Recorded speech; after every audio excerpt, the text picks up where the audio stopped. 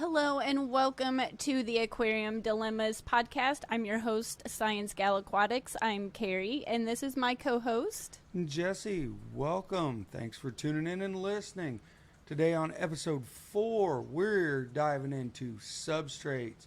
In our previous episodes, we went over tank size, where you might put it, and then on another episode, we went into some of the mistakes we've made through the years. Yes, and there is many, and I'm sure more to come. But today we're going to pick up the conversation about what to start putting into your aquarium, and that's substrate. And there's so many different kinds that I never expected to open myself up and be able to use. I was kind of stuck into my box, and I always used aquarium gravel. And I'm so glad that I did some research and opened up my mind to different substrates, because there's so many different ones on the market. And it's an interesting conversation to talk about them and see what works best for you. If not just one, maybe mix it together like I do.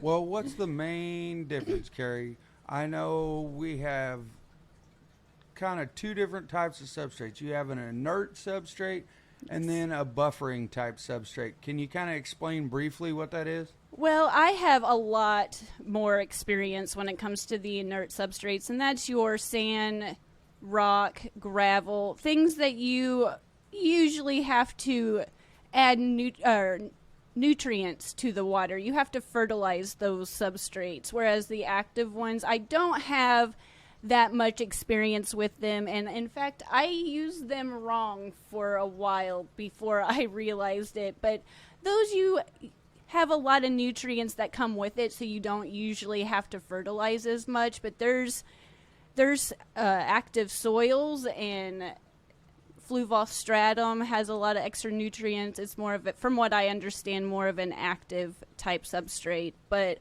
I definitely have more experience when it comes to the inert substrates. And I have used a few different fertilizers with them over the years, but I do have my favorite. And like I said, starting off with my background, I just used aquarium gravel. I went to the pet store, I picked up my neon colors, and I loved it. That's what I used, and I was proud of it with my guppies, and I was a teenager, and I used that. And I was pretty closed-minded because I just had no idea there was anything else out there. So that was my background before I went into sand next. When it came to my guppy experiment, when I was working on my undergrad, I had finally realized that you could put sand in a tank, and I did not Well, to take a realize step back, colored gravel for colored guppies, I guess. Yes, and I was so proud of those tanks. I really was. And there's nothing wrong with that if that's what you like. But I was really happy to find sand and just kind of, like I said, open up my mind to something different. And it wasn't that I was I wasn't I didn't want to not use it. I just didn't know about it. So if that makes sense. So I'm really glad that my mind opened up, and I go to the hardware store, but there's several different types of sand that you can use in your tank. And same with gravel and rock. You can go on a low budget to a high budget. And so I think that's one of the factors when it does come to picking out substrates, whether it's a sand, a more active substrate, or pea gravel, is the size of your tank and your budget when it comes to substrate. A couple different factors. Yeah. So what's some factors that you think of? Fish species, number one. Yes. Then number 2, are you going to plan on planting it? Yes. I know when it comes to fish, that is a pretty good factor, because there's some that are diggers. And if you go, I like to go to the creek and the river with the kids, and we come home with a bucket full of gravel and rocks, and that can be sharp when it comes to the goldfish that I've had in the past that were always digging around. They were pickers, so that might have a factor in, is the type of fish that you have. If there's something that always is at the surface and never goes down to the substrate, then it doesn't really factor in. But if you have something like a Corridora or something that's actively siphoning through, sifting through, and turning, then you might have to be a little bit more aware of if it's something more on the smoother side or something a little bit more collected and a little sharper.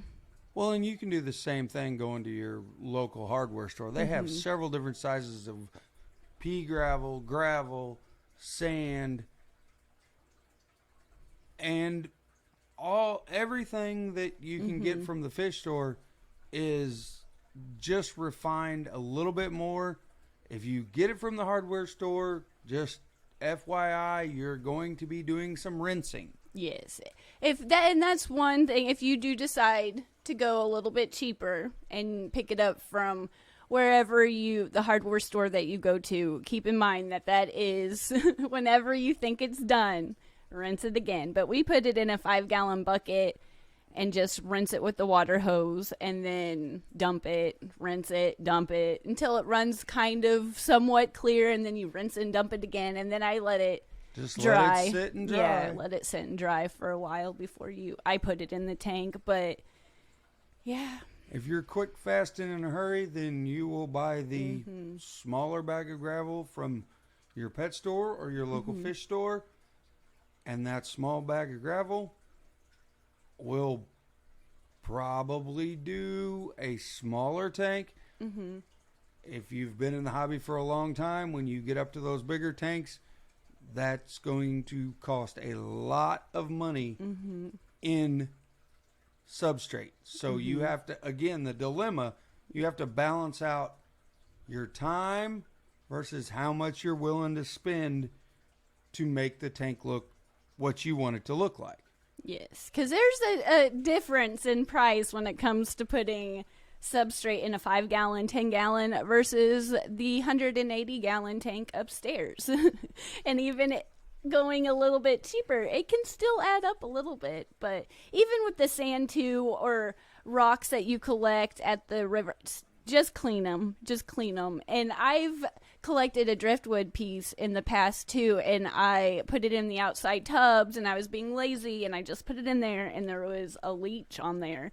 So just make sure you rinse them and clean.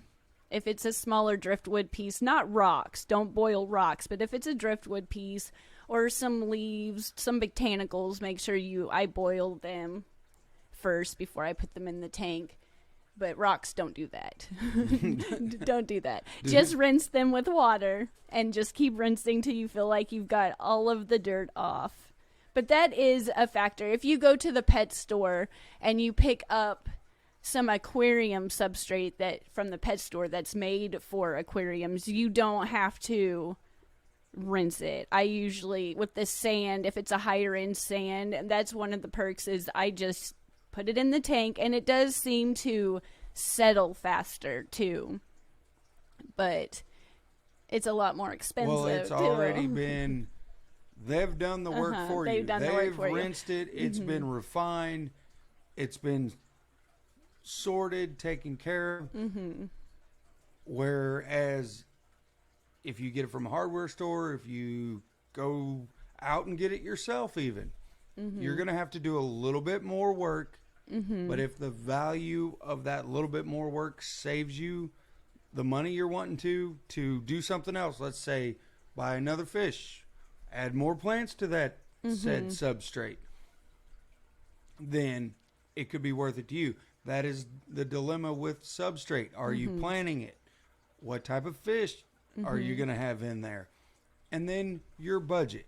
Yes. Those are, I think, 3 big factors when it comes to deciding substrate. And I was guilty for a long too. Not only was I closed-minded, but I was closed-minded to trying different types of substrate in the same tank. So now that when I was doing that research for my undergrad and I welcomed the world of sand into my life, I had a gravel tank and a sand tank. And I was curious why my sand tanks did a little bit better than the gravel tanks when it came to algae. And so that's what kind of intrigued me with that. But from all of that, I realized, maybe you can mix these two together. And so now one of my favorite substrates is a pea gravel sand mix. I find that does really good in my fish room, kind of mixing them together. And whether you want to put just the gravel at the bottom and then put the sand on top, or kind of mix them together, either way, that's my favorite. That is my favorite as well. I would say layering it with bigger gravel on the bottom, pouring sand in between it, and then sprinkling smaller pea gravel on top. So you have a variety of bacteria that can grow, and depending on whether you have, like you said earlier, Corydoras, you have plecos, some type of pleco. There's the L numbers go on forever. In your tank, anything that wants to pick at the bottom has plenty enough space to pick around on rocks, pick in the sand, shrimp, anything else that wants to ruffle around in your proverbial glass box. And I like that combination too for my plants. I feel like my plants do really well with that combination, because the gravel gives some space for the roots to kind of grow through the sand, but yet I still have, I don't know if it's a drastic difference, but it was a little bit to the eye, a little bit better, less algae on the front of the glass when it came to the sand tanks. So I like to always sprinkle the sand in the tanks, but I feel like that does best for my planted tanks. I really like that combination. But another thing I was guilty of in the beginning too was not making my substrate deep enough. So now I always went by the rule that my dad said was just all you need is 1 inch of substrate and you're good. Just a little bit. But I find that making my substrates a little bit deeper, when it comes to my planted tanks especially, my tanks do a lot better. And in our experience, if you're using any type of more active substrate, such as dirt, such as fluval stratum. It's not just dirt. It's an active aquarium soil. Yes. The expensive stuff. Yes. There is more nutrients. I don't know if I've said this or not, but that does come with more nutrients. So if you do get some kind of substrate that's an active substrate, don't rinse it before you put it in the tank. Just put it in. Yeah. And we like to cap it with just a little bit of sand. Helps hold everything down, keep all the nutrients down in the substrate, and allows the plants to feed for a longer time. Yes, I just mount all my tanks now with sand. And if I do find, once they've been set up for a while and I feel like I need to add a little bit more, I never take substrate out. I just layer onto it. So in time, my substrates will hopefully be, good, and the plants will be settled and everything will be cycled, but are established and balanced really well. But I feel like the deeper substrates do better, but I also still do them slowly. I'll add what I think is good, and then over time I'll add some more. I just don't take anything out to replace it. I just keep adding. More of a lasagna concept. Yeah. But there is also, if you decide you want to get pea gravel, or you want rock, or you want even a sand, they come in different sizes too. So that's another decision you have to make, is what size of substrate that you want.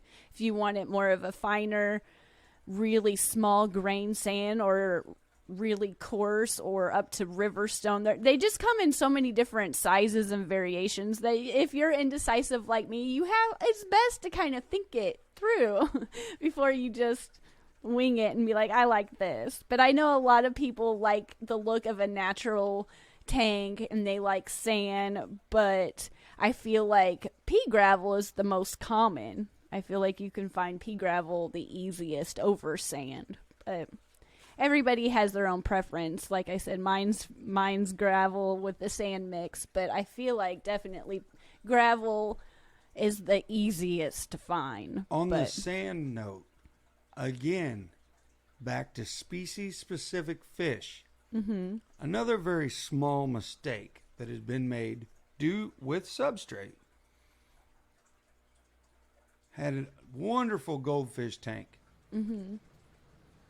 Redid it, decided that was going to make it mostly sand, a little bit of gravel. ScienceGal decided she wanted to go with white sand with goldfish. Yes.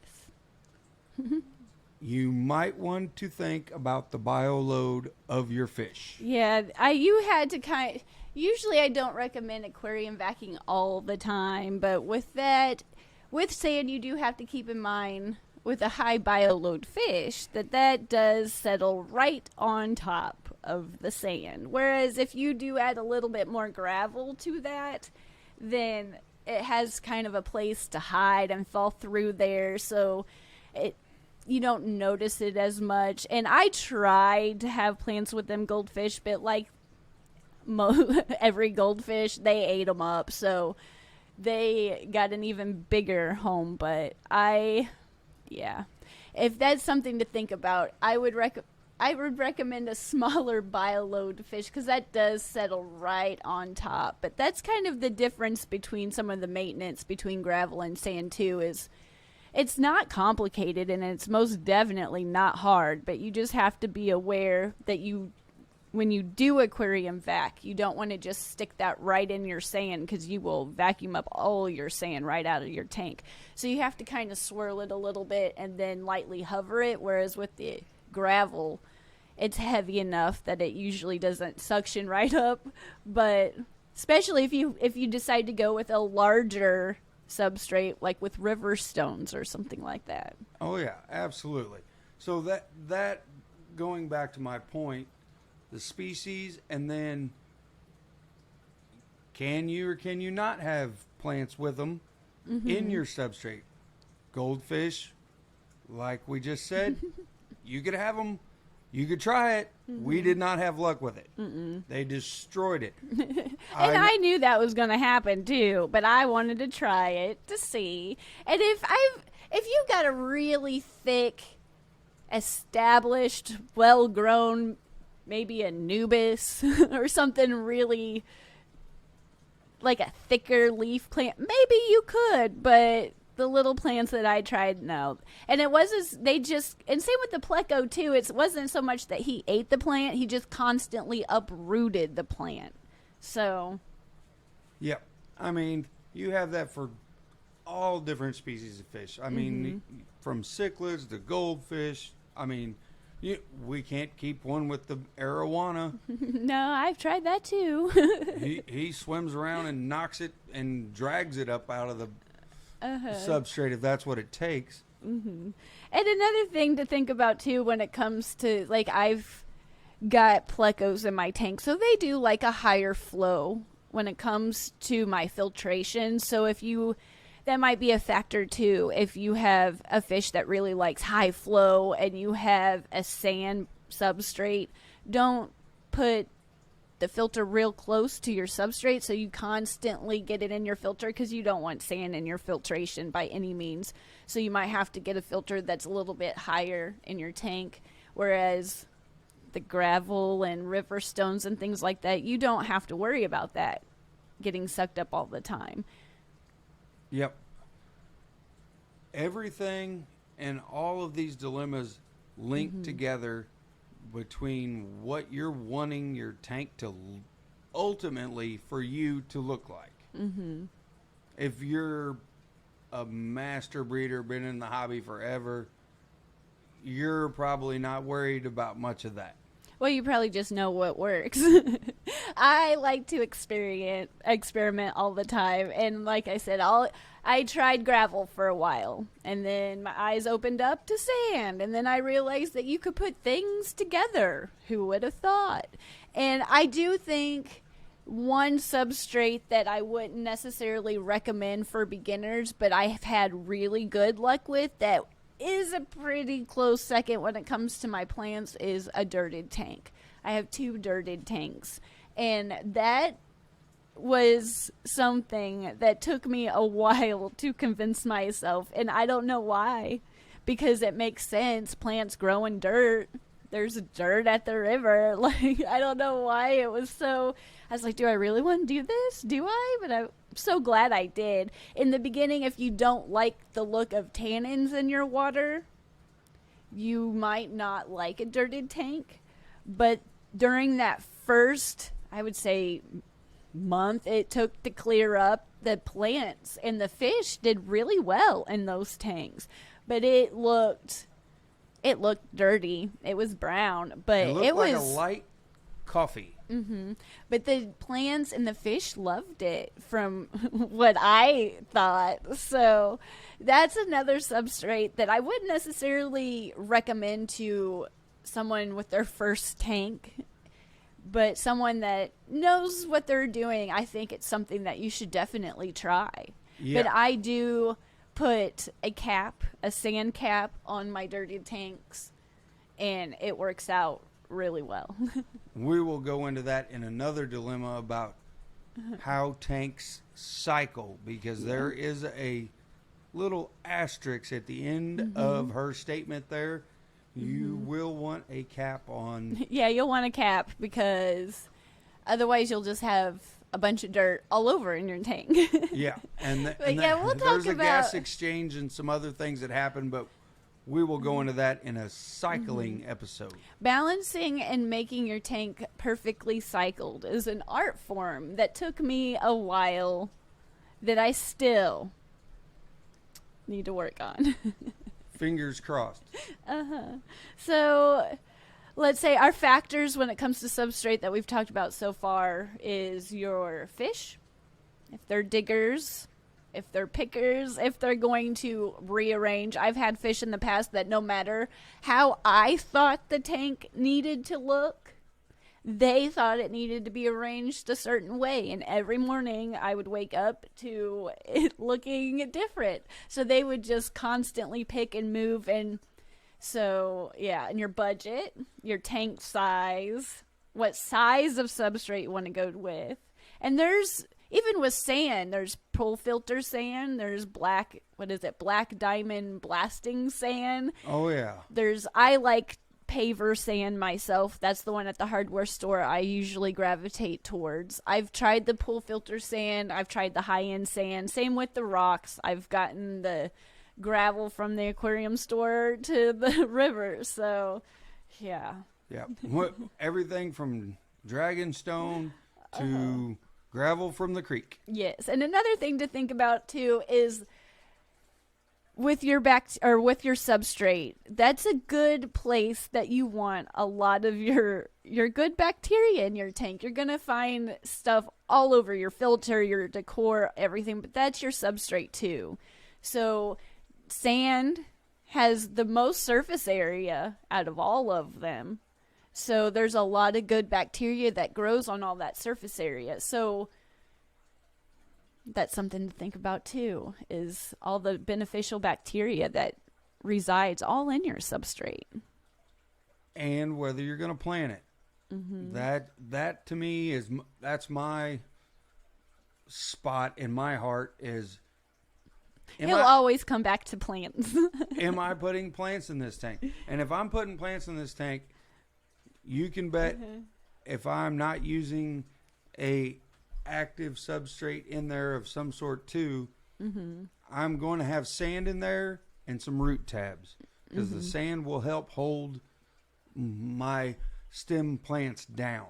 I will have to say though, if you are using an active substrate, one of the mistakes that I find is a mistake, when I was using it, I was using a lot of it. And I don't have Caridina shrimp. I have Neo-Caridina shrimp. So I thought they needed all of that, which I don't have Caridina shrimp. I don't have an RO unit. I don't have any of that. So all of that extra nutrients, I didn't have a lot of plants at the time to use all that. And I have a big problem with not turning off my lights properly. So all of those nutrients and all of that extra light with not enough plants created quite and the algae mess. So keep that in mind. I now use it sparingly. If I have a bunch of plants in a corner, I might kind of sprinkle some in here and there, but I don't use it as much as I'll just kind of sprinkle it in here and there. But I use more of the gravel and sand. And then 2 of my tanks, I do have the dirt sand cap, but I don't use it as much as I don't put 2 bags in each tank anymore. I don't do that. It would be fine if the tank was heavily planted with plants that would be able to absorb that amount. Yes. Like now I'm starting to get more and more plants in the fish room, so and some tanks just naturally do better. I can have 2 tanks set up the same way and one's probably just going to do better, but if you pick out a substrate, just the thing to do is just look into it. If that's what you like, if that's what catches your eye and you want to look into it, just make sure that you do your research with everything that comes, your filtration, your substrate, the fish you're going to keep, the size of your tank, just everything together. It's worth taking some time and diving down and reading and researching and learning how to use everything properly. I will say the top 2 for me are the sand and the gravel. Mm-hmm. However, we have tried about all we have different a lot of setups. Yeah, we do have a lot of different setups. We even got a seashell tank. Yes. As I stutter. Uh-huh. Well, let's see. Going back to... if you do collect from...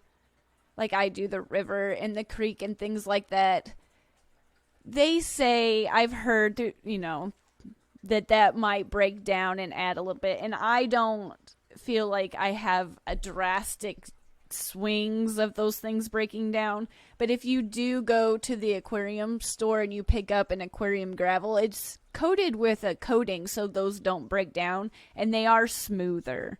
So that is something that I wanted to mention is... it does have some kind, I guess it's an epoxy or some kind of something on it it prevents that. But the tanks that I have, the stuff we got from the river and the creek, I don't have drastic numbers from my substrate breaking down. I don't feel like I do. No, it's an inert substrate. It will break down. But it's going to take a long time. Yeah. I mean, you're talking about a 20-year span. Mm-hmm. You would have to keep that tank set up for that long and then actively monitor your tank of your hardness and everything else to see, and it would probably move at a minute level. Well, what do you think is a perk to gravel, and what do you think is a perk to sand, and a disadvantage? Disadvantage to sand would be cleaning. The aquarium vacuum? Yes. Or rinsing before? Both.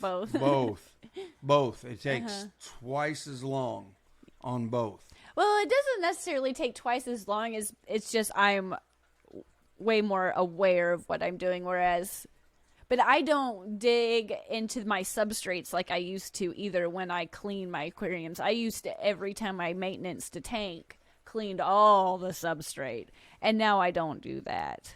So if I do, it's just because there's a really bad spot that I feel like needs to be cleaned, but I don't dig around in there like I used to. But definitely I would say the maintenance, it's just a little bit, I just have to be more aware. Just more aware of what you're doing. I think the pro to the gravel is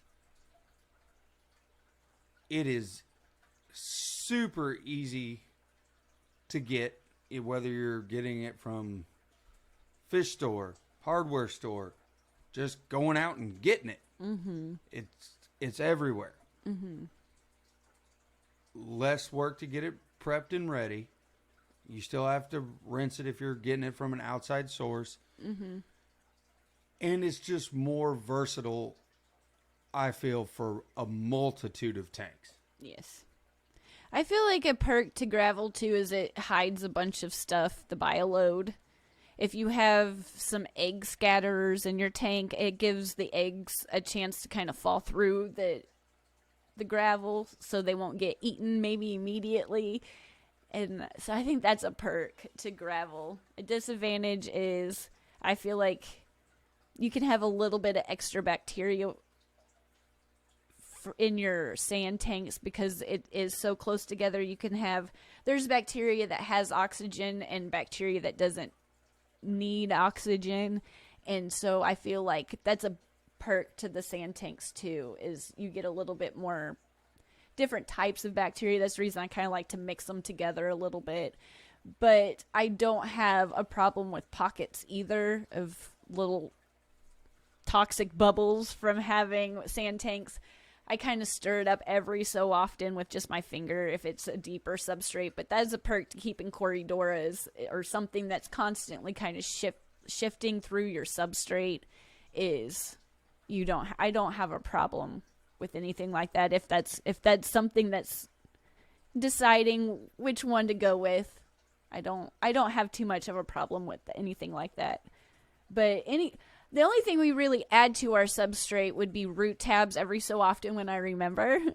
And we do use every so often oyster shells. We'll put it in an aquarium bag and put it in the filter for a little while. If I feel like the snails need a little bit more calcium to their shells. The snails. Which doesn't happen often because we already have hard water. Yeah.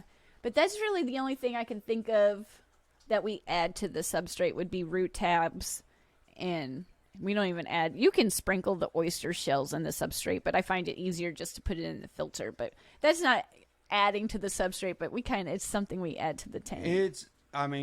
It would be considered a type but I use very little of it. It would be considered a type of buffering agent. It would just takes a lot longer to break down. Mm-hmm. Well, is there anything that you think we haven't covered, kind of wrapping things up? Or do you think like we've covered substrate? Everything will come to us once we stop. It all boils down to your dilemma, your budget, your species, and your plants. What you like. Just what you like. If it's your fish room or your one aquarium or somewhere in between, you want to come home and be like, oh, that's just beautiful. So there's no right or wrong way. And the great thing with substrate is you can just keep adding. You don't have to remove. If you don't like how it started, add to it. Yeah. And kind of on the last note, I feel like you need substrate, but sometimes certain tanks you don't even need to have substrate. So that's another dilemma with substrate. If you want to keep a bare bottom tank or go with a substrate that you like. I find no substrate works best for hospital tanks, but even that is a decision that we didn't even touch on, is if you really even need it. I feel like you do. But certain circumstances, you don't even have to have a substrate.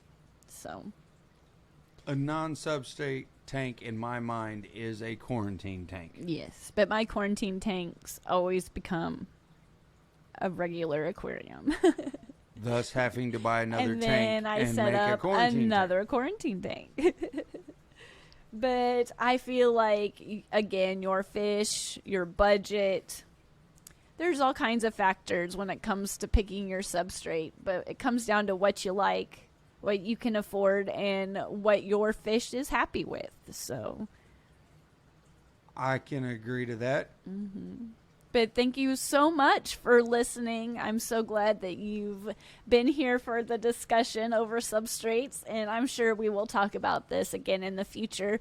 But if you would like to watch this podcast, go ahead and check out the memberships on ScienceGal Aquatics on YouTube. But until next time, thank you so much for watching, and we'll see you soon. You'll hear us in the next episode. Thank you. Bye, everyone. Thank you again. Bye.